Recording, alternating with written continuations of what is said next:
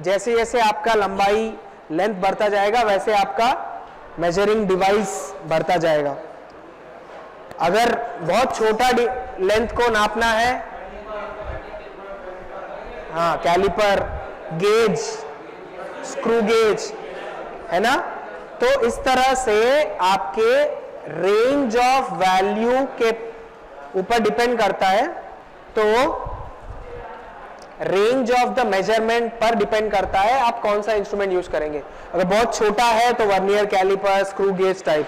अगर थोड़ा बड़ा है तो नॉर्मल स्केल, रूलर के साथ। अगर और बड़ा है तो आपका टेप, और ज्यादा है तो इस तरह आपके मेजरिंग इंस्ट्रूमेंट्स बदलते रहते हैं। टेम्परेचर नापने के लिए length, weight and so on.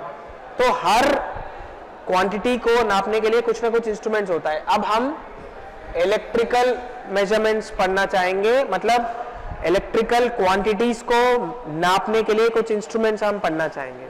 ठीक है, बेसिकली ये डिवाइड होते हैं दो टाइप के।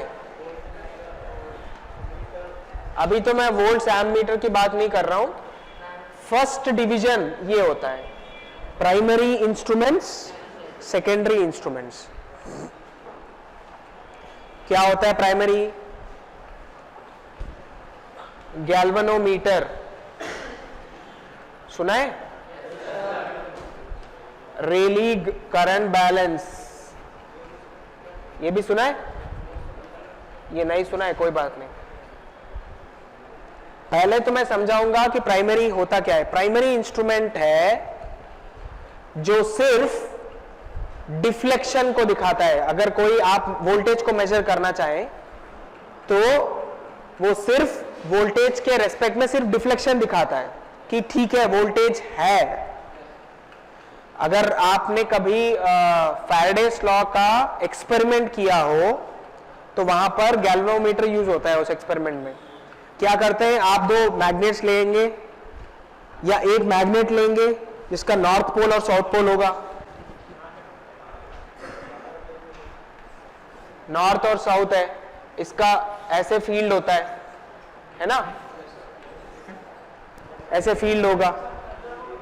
इसके अंदर आप क्या करोगे, एक कंडक्टर को मूव करेंगे आप और उस कंडक्टर के अक्रॉस एक गैल्वेनोमीटर रखेंगे। जैसे जैसे आप कंडक्टर को फील्ड के अंदर ले जाएंगे गैल्वेनोमीटर का डिफ्लेक्शन बढ़ेगा, जैसे आप बाहर ले आएंगे डिफ्लेक्शन कम हो जाएगा। तो primary instruments will not give you the value of the quantity but they will tell you whether the quantity exists or not. Value नहीं दिखा होता है, वो सिर्फ डिफ्लेक्शन होगा। अगर वैल्यू लिखा है तो वो तो मीटर होता है। आप ऐसे गैल्वेनोमीटर अगर देखोगे ना, नॉर्मली गैल्वेनोमीटर ऐसे होता है। नॉर्मली आप अंदर जा रहे हो तो एक तरफ डिफ्लेक्शन दिखेगा, आप जब बाहर वापस लाओगे तो दूसरी तरफ डिफ्लेक्शन दिखेगा। इसी से आप बता पाओगे कि पॉजिटिव हाफ नेगेटिव हाफ आएगा करके। ईएमएफ जब आप अंदर जा रहे हो तो एक तरफ ईएमएफ होगा, जब आप रिटर्न आ रहे हो तो दूसरी तरफ ईएमएफ होगा। यही बताता है। ये फैराडेस लॉ ही तो है, फैराडेस का एक्सपेरिमेंट है ये। सिमिलरली रेली करंट बैलेंस, आपने ब्रिज सुना होगा, व्हीटस्टोन ब्रिज 12वीं में पढ़ा होगा। तो ब्रिज में क्या होता है, बीच वाला ब्रांच में आपका करंट जीरो होना चाहिए, है ना, तो वहां भी एक गैल्वेनोमीटर होता है। If there is zero current then galvanometer will show zero, if there is some current it will show some deflection. Direction पर डिपेंड करता है कि ऐसे दिखाएगा या ऐसे दिखाएगा। तो रेली करंट बैलेंस टाइप की चीजें जो है वो बताता है कि जीरो करंट है, बैलेंस्ड करंट, जीरो करंट है या कुछ करंट फ्लो कर रहा है। तो ये इनमें कोई स्केल नहीं होती। They are not showing you the value of the quantity but they are only showing a deflection proportional to the quantity. ज्यादा वोल्टेज ज्यादा डिफ्लेक्शन, कम वोल्टेज कम डिफ्लेक्शन, समझ गए हो?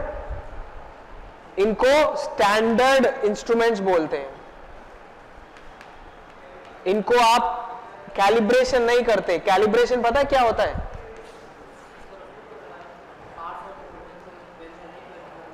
एडजस्ट करके, सेट करके, अगर कोई एरर हो तो उसको ठीक करना, ये कैलिब्रेशन होता है। कैलिब्रेशन मतलब हम एक आइडियल या एक स्टैंडर्ड वैल्यू के साथ कंपेयर करके हम जो भी इसमें एरर है उसको निकाल देंगे, ये कैलिब्रेशन होता है। ये ऑलरेडी स्टैंडर्ड मीटर्स हैं, इनको कैलिब्रेशन की जरूरत नहीं पड़ती है। ठीक है? तो primary instruments are those instruments which give deflection proportional to only deflection proportional to the quantity to be measured. ठीक है? Whereas secondary ये आपके volt meter, ammeter, resistance meter, ohm meter, watt meter, ये सब, इनमें तो scale भी होता है और आपको वैल्यू भी मिलती है ना? So secondary meters are those meters, those instruments which give the value of any quantity. भाई अगर 10 वोल्ट आप नाप रहे हो तो 10 का नंबर दिखाएगा वो और रुकेगा वहां पर। ये सिर्फ डिफ्लेक्शन बताते हैं, रुकते नहीं है, सिर्फ डिफ्लेक्शन बताते हैं और वैल्यू नहीं बताते। तभी मैं कह रहा हूं इन दोनों में वही डिफरेंस है। सेकेंडरी वाला वैल्यू बताएगा आपको, आप 10 वोल्ट नाप रहे हैं 10 का नंबर दिखाएगा वहां पर इंडिकेटर। ठीक है? ये इसमें होंगे ammeters, volt meters, ohm meters, watt meters, energy meters, etc. These are all possible electrical quantities that you are measuring: voltage, amps, current, ohms, power, watts, power, or energy meter. Is it or not? ठीक है? Now, तो ये difference समझ में आ गया आपको? ये सब इनके एग्जाम्पल्स हैं और ये प्राइमरी के एग्जाम्पल्स हैं और they are not standard, they need calibration. इसमें वो जो इंडिकेटर है वो कभी खराब हो सकता है, कभी बाय मिस्टेक ऑलरेडी कुछ एरर के साथ दिखा रहा होगा, फिर आप उसको कैलिब्रेट करेंगे। कैलिब्रेशन मतलब जो भी एरर्स हैं वो किसी रेफरेंस के साथ या आइडियल के साथ आप कंपेयर करके चेंज करेंगे, सेट करेंगे। ये नीड कैलिब्रेशन हो गया। ठीक है? अब इसके बाद यही इंस्ट्रूमेंट्स, इलेक्ट्रिकल इंस्ट्रूमेंट्स 3 टाइप के हैं।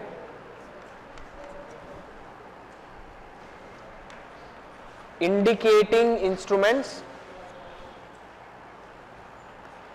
रिकॉर्डिंग इंस्ट्रूमेंट्स और इंटीग्रेटिंग इंस्ट्रूमेंट्स।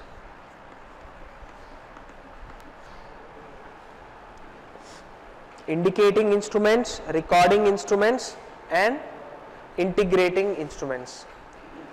तो ये जो भी मीटर्स है ना सेकेंडरी, ये सब इन तीनों में से किसी भी एक वैरायटी का होगा, किसी भी 3 वैरायटी का, इन तीनों में से किसी एक वैरायटी का होगा। फर्स्ट वन क्या है? इंडिकेटिंग। इंडिकेटिंग मतलब सिंपली जो भी क्वांटिटी आप मेजर कर रहे हो उसका इंडिकेट करेगा। दूसरा रिकॉर्डिंग, इंडिकेशन के साथ डाटा को रिकॉर्ड भी करता है। फॉर एग्जाम्पल रिकॉर्डिंग का कुछ बताइए।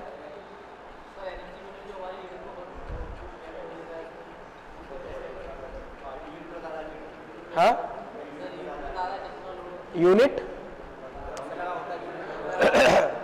और कैलकुलेटर,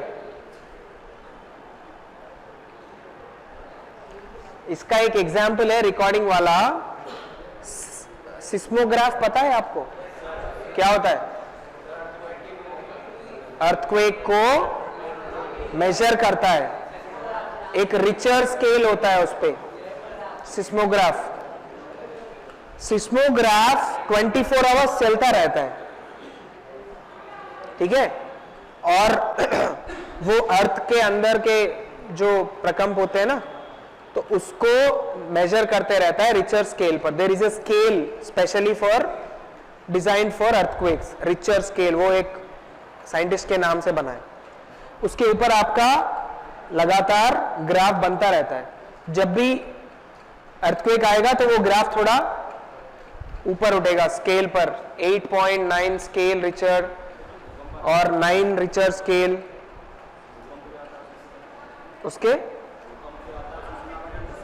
हाँ भूकंप मतलब लगातार वो अर्थ के अंदर का जो वाइब्रेशन है उसको नापते रहता है। भूकंप के वक्त वाइब्रेशन ज्यादा होंगे, हाँ उसी पे नापा जाता है। पार्डन? हाँ क्या होता है, क्या रिएक्टर क्या होता है?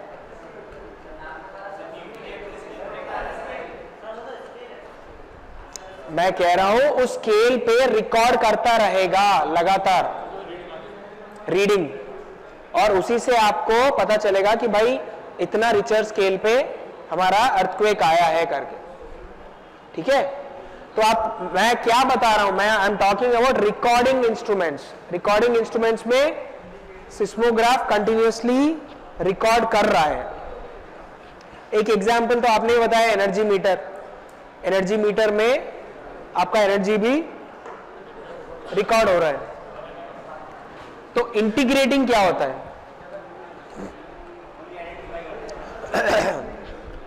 एक्चुअली बोलो, इंटीग्रेटिंग भी basically energy meter is an integrating device.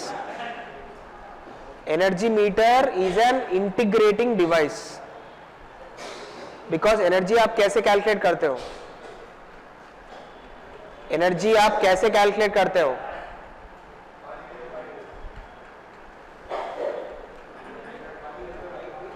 बाहर जाओ, बाहर।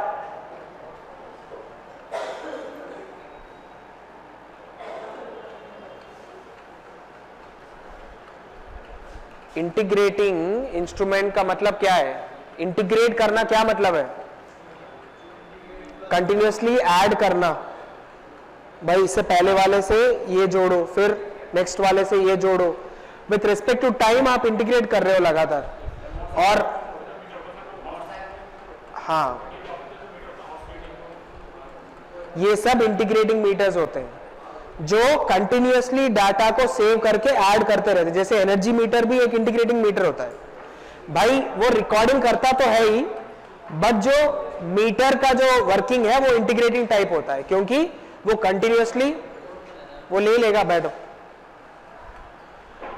कंटिन्यूअसली वो एनर्जी को मेजर करके फिर ऐड करते रहेगा। क्योंकि एनर्जी देखिए, आपका एनर्जी मीटर जो है कंटिन्यूअस ऐड होते रहेगा कि आपने 10 यूनिट आज किया खर्च, फिर कल 5 यूनिट किया तो टोटल 15, फिर परसों 2 किया तो total 17।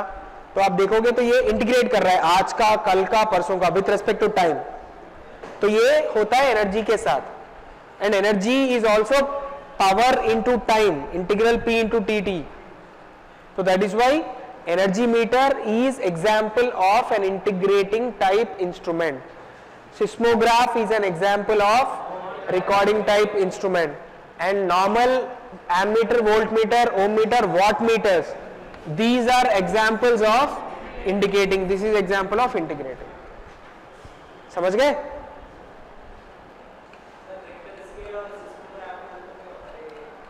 Seismograph is the name of the graph drawn by the what do you say, वो इंस्ट्रूमेंट। सिस्मोग्राफ में आपका वाइब्रेशन पता चल जाता है। और Richter scale is the scale used to measure that value. Seismograph तो वो ग्राफ होता है भाई रिचर स्केल उस ग्राफ में यूज करने वाला स्केल है. अब एक मिनट, जो आप ग्राफ पेपर पे ड्रॉ करते हो उसमें भी आप ग्राफ ड्रॉ कर सकते हो.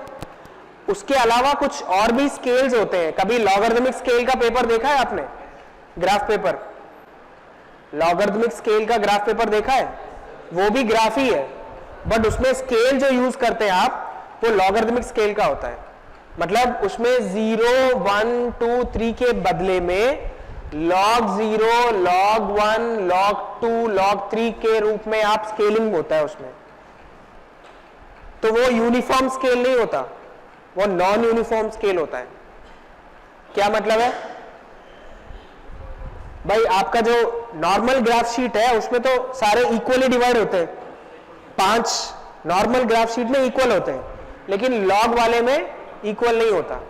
log 0 क्या होता है? 1, log 1 0, फिर log 2. तो वैल्यूज देखिए आप, फर्स्ट ऐसे होगा, फिर ऐसे होगा, फिर ऐसे होगा, फिर ऐसे होगा, डिस्टेंस आपका अलग अलग होता जाएगा.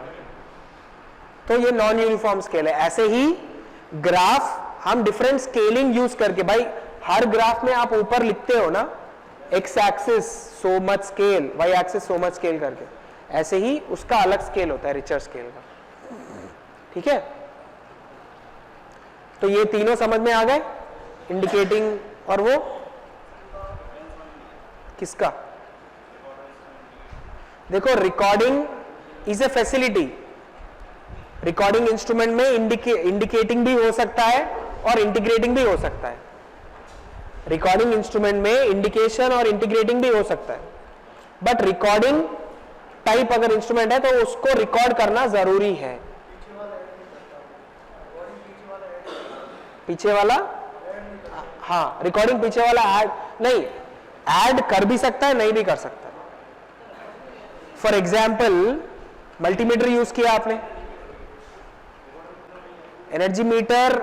वैसे तो हम देखिए, we are talking about the concept behind measurement. Integrating का मतलब मेजर करते वक्त अगर वो इंटीग्रेट कर रहा है तो उसे इंटीग्रेटिंग टाइप करते हैं, और energy is an integrating quantity. तो एनर्जी मीटर इंटीग्रेटिंग टाइप होना चाहिए. एनर्जी मीटर इंटीग्रेटिंग टाइप होना चाहिए, क्योंकि एनर्जी आप जब तक इंटीग्रेट नहीं करेंगे तब तक नहीं मिलेगा आपको. क्योंकि एनर्जी क्या है, पहले 0 से शुरू होगा, फिर 1 घंटे बाद आपके 2 यूनिट खर्च हुए. ठीक है, और ये कैसे आएगा? 0 इंटू, अगर मान लो आधा घंटा आपके घर में कुछ ऑन नहीं है तो 0 into half an hour, hours, plus next half an hour अगर आपने 1 वॉट यूज किया, 1 वॉट, तो 1 इंटू हाफ एन आवर, तो 1 घंटे में आपका कितना हुआ? ये 0 हुआ, ये हाफ हुआ, तो हाफ वॉट आपने यूज किया, हाफ वॉट आवर यूज किया. पर आवर नहीं है, ये इंटू आवर है. पर मतलब डिवीजन आता है, यहां पर तो आपने इंटू किया. इंटू क्यों? क्योंकि ये पावर हुआ और ये time. Power integral P D T करोगे तो ना आएगा energy. Energy E is integral P into D T. याद है कि नहीं? और एनर्जी का यूनिट वॉट आवर या किलोवाट आवर में होता है. तो कैसे आएगा? वॉट इंटू आवर मतलब P into T, P into T. मैं वही कर रहा हूं. नेक्स्ट, ये 1 घंटे का हुआ, रात के समय मान लो. अब दिन में आप क्या करोगे? 1 घंटे में आपने 500 वॉट यूज किया, एक एसी चलाया या 2 वॉशिंग मशीन चलाया, एक कूलर चला दी, 500 वॉट इंटू 4 घंटे चलाया आपने, तो ये कितना हुआ? 2000 वॉट हुआ. 0.5 पहले घंटे में, दूसरे घंटे में 2000 वॉट. तो देखिए इंटू आवर्स भी तो लेना है, तो 2000.5 वॉट आवर, इतना हुआ आपका खर्चा. ये आपका एनर्जी है टोटल. कैसे आया? इंटीग्रेट किया आपने, पहले घंटे का दूसरे घंटे का जोड़ के बनाया. तो जोड़ना मतलब इंटीग्रेशन ही होगा, तो इसलिए आप उसको इंटीग्रेटिंग टाइप बोलते हो. ठीक है, एक मिनट। फिर उसके बाद आपका मूविंग आयरन, हाँ अब मैं रब कर दूंगा। किस तरफ रब करूं, ये कर दूं?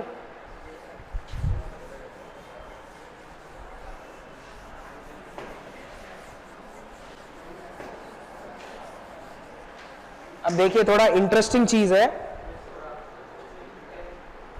रिक्वायरमेंट ऑफ, इन तीनों में हमारा जो इंपॉर्टेंट हम जो पढ़ेंगे वो है इंडिकेटिंग टाइप, और बाद में फिर इंटीग्रेटिंग भी देखेंगे, बट पहले इंडिकेटिंग।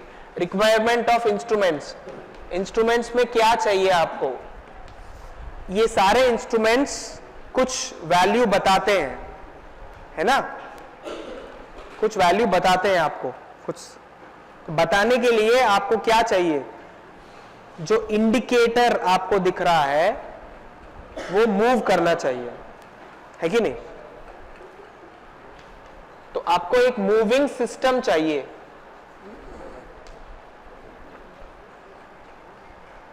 एक मूविंग सिस्टम चाहिए। अगर मूविंग नहीं दिखेगा, मूविंग सिस्टम नहीं होगा तो आपको दिखेगा क्या, है ना? एक मूविंग सिस्टम चाहिए, और मूविंग सिस्टम जो है कुछ मूव कर रहा है, तो उस मूविंग पॉइंट को या मूविंग बॉडी को कहीं ना कहीं रोकना तो पड़ेगा आप लोगों को। अगर आपने रोका ही नहीं उसको तो वो रीडिंग कहां दिखा पाएगा? कंटिन्यूअसली चलता जाएगा वैसे, है ना? तो एक कंट्रोलिंग सिस्टम होना चाहिए। समझ रहे हो मैं क्या बता रहा हूं? मैं बता रहा हूं रिक्वायरमेंट्स। मीटर सही काम करने के लिए मिनिमम ये रिक्वायरमेंट चाहिए आपको। एक मूविंग सिस्टम चाहिए ताकि मूव करे कुछ, लेकिन वो मूवमेंट इनफाइनाइट नहीं होना चाहिए, कहीं उसको आपको रोक लगाना है, कंट्रोलिंग। और ऐसा भी नहीं है कि आपके कंट्रोल करते ही वो रुक जाए। ऐसा हो सकता है कि आपने कंट्रोल किया उसके बावजूद भी वो ऑसिलेट कर रहा है। उस ऑसिलेशंस को कम करने के लिए एक डैम्पिंग सिस्टम चाहिए आपको। डैम्पिंग मतलब उस ऑसिलेशंस को सप्रेस करना। फॉर एग्जाम्पल,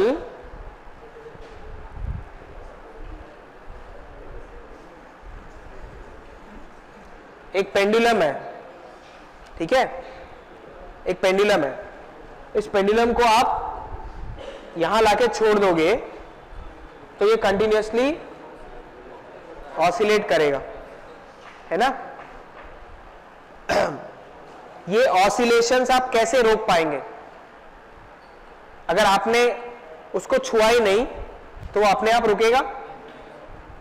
रुकेगा कि नहीं रुकेगा? रुकेगा, बट लेट रुकेगा। अगर इस क्या बोलते हैं इसको, पेंडुलम का बॉब को हैवी बनाया आपने तो क्या होगा? जल्दी रुकेगा। बहुत लाइट बनाया तो बहुत देर लगेगा। अगर मैंने वैक्यूम रखा इसमें, वैक्यूम के अंदर अगर मैंने इसको रखा तो वो रुकेगा ही नहीं। क्यों? एयर फ्रिक्शन नहीं है। तो अगर मैंने खोल के उसको ओपन एयर में रखा तो रुक जाएगा, क्योंकि एयर फ्रिक्शन है। तो वो जो एयर फ्रिक्शन वहां काम करती है उसे कहते हैं डैम्पिंग। ये जो ऑसिलेशन हो रहा है उसको कभी ना कभी वो जीरो करेगा। क्या करेगा जीरो? एयर फ्रिक्शन जो है कहीं ना कहीं एक बार इधर जाएगा तो फ्रिक्शन रोकेगा उसको, फिर एक बार इधर जाएगा तो फ्रिक्शन रोकेगा। वो धीरे धीरे ऐसे होगा।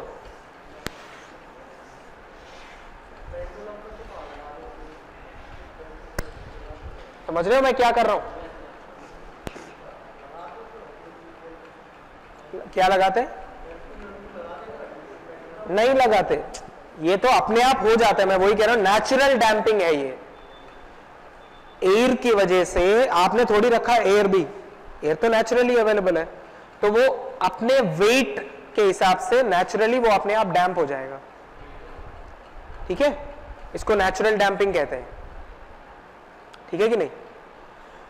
आपने जबरदस्ती अगर कुछ अरेंजमेंट किया तो वो और जल्दी रुकेगा, यहां पर आपको जल्दी रुकना है, क्योंकि अगर 10 वोल्ट का आपका मेजरमेंट दिखाना है, मूवर इंडिकेटर जो है मूव कर रहा है, 10 वोल्ट पे रुक गया, उसके बावजूद भी आपका जो इंडिकेटर है वो अगर ऑसिलेट कर रहा है, तो फिर आप तो रुकेंगे भाई, जब ऑसिलेशन खत्म हो जाएगा तब मैं लूंगा। इतनी देर टाइम थोड़ी वेस्ट करेंगे आप लोग, मेजरमेंट तो आप फटाफट लेना चाहते हैं, समझ रहे हो। तो that is why you require a damping system which will reduce the oscillation and bring it to stability. Moving system देता है डिफ्लेक्शन टॉर्क, मूविंग सिस्टम से डिफ्लेक्शन टॉर्क प्रोड्यूस होता है, कंट्रोल सिस्टम से कंट्रोलिंग टॉर्क प्रोड्यूस होता है, और damping system से डैम्पिंग टॉर्क प्रोड्यूस होता है। मतलब अल्टीमेटली एक इंस्ट्रूमेंट के ऑपरेशन के लिए आपको एक डिफ्लेक्शन टॉर्क चाहिए, कंट्रोलिंग टॉर्क चाहिए, डैम्पिंग टॉर्क चाहिए। डिफ्लेक्शन टॉर्क मतलब भाई कोई चीज मूव करना है तो टॉर्क से ही तो होता है, मैकेनिकल फोर्स, तो आप एक डिफ्लेक्शन क्रिएट करते हो, ठीक है, लेकिन वो डिफ्लेक्शन नॉर्मली इनफाइनाइट होता है। मैं कोई चीज को पुश करता हूं तो कहीं ना कहीं जाके वो रुकेगा, वो कहां रुकेगा ये डिपेंड करता है कि उसका वेट कितना है। नेचुरली वो कहां जाके रुकता है। अगर मैं एक बैलून को मारूंगा तो वो तो हवा में उड़ता ही रहता है, क्योंकि उसका वेट इतना कम है कि वो जब तक उसको कोई पकड़े ना या उसको दीवार वीवार ना लगे तब तक वो चलता ही रहेगा। वही चीज मैं अगर एक बॉल को फेंकता हूं या बॉल को ऐसे करता हूं तो वो कहीं ना कहीं रुक जाएगा, कहीं ना कहीं नीचे गिर जाएगा, उसके वेट पे डिपेंड करता है। समझ में आ रहा है। ऐसे ही हम एक इंडिकेटर सिस्टम को, मूविंग सिस्टम के साथ हमेशा हम लोग इस मूविंग सिस्टम के साथ हमेशा ऐसे एक इंडिकेटर लगाते हैं, समझ गए। इसके साथ कंट्रोलिंग सिस्टम इस मूविंग सिस्टम के नीचे रहता है, नॉर्मली एक स्प्रिंग लगाते हैं आप। क्या होता है, ये जब मूव करेगा स्प्रिंग खींचेगा, और जब आप स्प्रिंग को खींचते हो तो उसका रिजल्टेंट फोर्स हमेशा उल्टा होता है, समझ गए ना। तो जितना ये मूव करेगा उतना ये स्प्रिंग उसको कंट्रोल करने की कोशिश करेगा। और एग्जैक्टली अगर मान लो आपका ये 0 है, ये 5 वोल्ट है, ये 10 वोल्ट है, 0 से लेकर 10 तक जब चला जाएगा तब आपका ये रुक जाएगा। क्यों रुकेगा, क्योंकि तब तक ये जो डिफ्लेक्टिंग टॉर्क है TD that will become equal to controlling torque TC। जब दोनों डिफ्लेक्टिंग टॉर्क ऐसे भेज रहा है उसको, कंट्रोलिंग टॉर्क उसको पीछे खींच रहा है, जब ये दोनों सेम हो जाएंगे तो आपका जो इंडिकेटर है वो रुक जाएगा। तो इक्विलिब्रियम पोजीशन पर आपका ये दोनों इक्वल हो जाएंगे। इसका मतलब क्या है, मान लो फॉर एग्जांपल आपने एक सर्किट में एक एमीटर रखा है, ठीक है, तो एमीटर में एक इंडिकेटर होगा, एमीटर में, वो इंडिकेटर इस मूविंग सिस्टम के साथ लगा रहेगा। तो जैसे ही आपने करंट भेजा है इसमें एमीटर में, स्विच ऑन किया, तो मूविंग सिस्टम इस करंट को लेता है और इस करंट के हिसाब से एक टॉर्क प्रोड्यूस करता है, डिफ्लेक्टिंग टॉर्क, ठीक है। और वो कांस्टेंट है भाई, आपने 10 एम्पियर करंट दिया तो 10 एम्पियर के बराबर एक डिफ्लेक्टिंग टॉर्क प्रोड्यूस होगा। तो अगर इसको समझाएं टॉर्क को, तो डिफ्लेक्टिंग टॉर्क एक कांस्टेंट टॉर्क प्रोड्यूस हो जाएगा, और उस टॉर्क के वजह से आपका इंडिकेटर जो है वो चलेगा ऐसे। लेकिन उसी समय वो जब चलेगा उसी समय आपका धीरे से कंट्रोल टॉर्क भी बढ़ेगा। कांस्टेंट नहीं है कंट्रोल टॉर्क तो धीरे से बढ़ता है, क्योंकि जितना ज्यादा स्प्रिंग को खींचेंगे उतना ही वो पीछे खिंचाव होगा। कम खींचेंगे तो कम खींचा होगा, ज्यादा खींचेंगे तो ज्यादा उल्टा होगा। तो ये धीरे धीरे बढ़ता जाएगा, जितना ज्यादा इंडिकेटर का मूवमेंट ज्यादा होगा उतना ही आपका कंट्रोलिंग टॉर्क बढ़ता जाएगा। तो ये टीसी जो है ये कहीं ना कहीं एक जगह जाके इसके बराबर हो जाएगा। यहां पर आपका मीटर एग्जैक्टली 10 एम्पियर दिखता है, वहां तक TC will be less than TD, इसीलिए डिफ्लेक्शन उस तरफ जाएगा। समझ रहे हो? जब जिसका टॉर्क ज्यादा है उस तरफ आपका इंडिकेटर मूव करेगा, तो डिफ्लेक्टिंग टॉर्क इज ग्रेट, यहां तक TD is greater than TC, तो दैट इज वाई डिफ्लेक्शन जो है लगातार उस तरफ जाएगा। यहां पर आपका टीसी और टीडी बराबर हो गया तो रुक गया। बट अभी ये चीज बची है, मोमेंट ऑफ इनर्शिया से, भाई चलती हुई चीज को आप एकदम से नहीं रोक सकते। आप किसी आपका बाइक, गाड़ी, साइकिल भी आप ब्रेक यहां मारेंगे तो थोड़ा आगे जाके ब्रेक होता है कि नहीं? तो ये जो इंडिकेटर जा रहा है वो सडनली नहीं हो जाएगा, इंडिकेटर थोड़ा सा आगे बढ़ जाएगा। जब थोड़ा सा आगे बढ़ गया तो वहां पर आपका टीसी ग्रेटर देन टीडी हुआ, और टीसी क्या करेगा, उसको पीछे खींचेगा तो वो पीछे जाएगा। ठीक है, फिर वहां पर भी वो एग्जैक्टली वहां आपके पॉइंट पर नहीं रुकेगा, थोड़ा सा नीचे जाएगा। तो यहां पर आपका ऑसिलेशंस होंगे, और वो ऑसिलेशन अपने हिसाब से धीरे धीरे बंद हो जाएगा। लेकिन आप उसके लिए वेट नहीं करेंगे कि भाई ओके मैं वेट करूंगा जब ऑसिलेशन बंद हो गया, ओके 10 वोल्ट नोट करो, ये नहीं करते आप। ऐसे करेंगे तो आप वेट करते ही रहेंगे हर बार, है कि नहीं? तो इसके लिए फिर आप एक डैम्पिंग सिस्टम लगाओगे, जो कि डैम्पिंग टॉर्क, मतलब ये जो ऑसिलेशन है उसको सप्रेस कर देगा, बंद कर देगा, ऑसिलेशन जल्दी बंद करेगा। क्या फास्ट हो जाए? हाँ, रुक जाएगा एकदम से। समझ गए? ये होती है importance, deflecting torque, controlling torque और डैम्पिंग टॉर्क। समझ गए?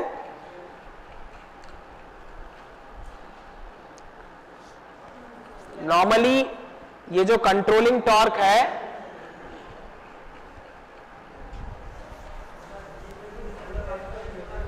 हाँ जी क्या कह रहे हैं? ये हम एनालॉग मीटर्स पढ़ रहे हैं, तो ये सब नहीं होते, डिजिटल अलग है। ये जो भी हम पढ़ रहे हैं ये एनालॉग मीटर्स है, और खासकर इंडिकेटिंग टाइप है, मतलब जिसमें वो मूविंग सिस्टम वगैरह होता है। डिजिटल मीटर्स का हम पढ़ाई अभी नहीं कर रहे हैं, तो डिजिटल मीटर्स में ये लॉजिक्स नहीं होते, मूविंग सिस्टम, कंट्रोलिंग, ये सब नहीं होते। वहां तो सब डिजिटल में कुछ प्रोग्रामिंग वगैरह होता है, चिप्स होते हैं, आईसी होता है, वो कुछ मेजर करके मल्टीप्लाई करता है, डिवाइड करता है, वो सब कुछ करके करता है। ठीक है, समझ गए? आज के लिए काफी है। Thank you.